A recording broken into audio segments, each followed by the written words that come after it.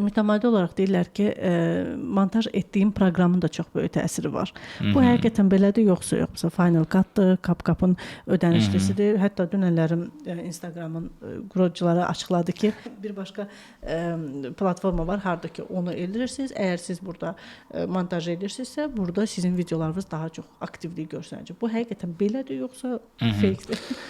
Deməli, Instagram bildiyiniz kimi CapCut TikTok'un proqramıdır və siz CapCut-da paylaşdığınız videolar əslində TikTok'da kəşfiyyata düşmə səbəblərinin biri də o proqramdır.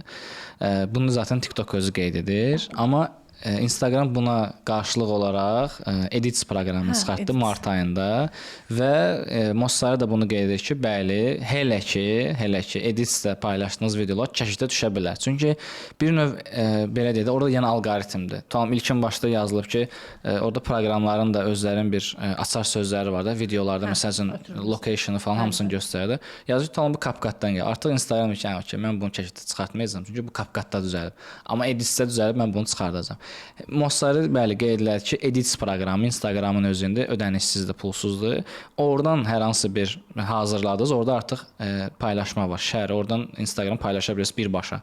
Oradan paylaşım etsəniz, bəli, əgər videolar həqiqətən maraqlıdırsa, kontent maraqlıdırsa, bəli, biz kömək edəcəyik, siz kəşfiyyata düşəcəksiniz, daha çox insan izləyəcək. Şans verirlər də. Bəli, şans verir. O da bir növ CapCut-dan insanları uzaqlaşdırır. Çünki artıq qlobal hər öz bazarına çəkmək istəyir. Bəli. Yəni ki, niyə CapCut-da hamı ayda $10 verib pro hesab işlədir, gəlsin Editsdə pulsuz işləsin. Əslində çox rahatdır ya. CapCut-ın ödənişli versiyaları da çox yaxşıdır. Çox gözəldir. İndi Edits çalışır. Edits mən hələ ki işlətmirəm, çünki çox funksiyası yoxdur. Yəni istədiyimiz montaj. Siz özünüz hansından istifadə edirsiniz? Mən CapCut işlədirəm hələ ki. Amma Edits bəzən elədim, görürəm ki, hələ tam funksiyonallığı oturmayıb. Yəni ən azı 1-2 il lazım. Çünki CapCut özü də neçə il vuruşdu, çalışdı, pulsuz axırı gəldi ki, məndə bütün funksiyalar var. Onda belə çıxır ki, biz belə də bunu deyim də, əgər TikTok-a yükləmək istəyirsə, CapCut-da bunu montaj edək. Instagram-a, Facebook-a istəyirsə, ya da ki, bu editdə eləyək, belə çıxır.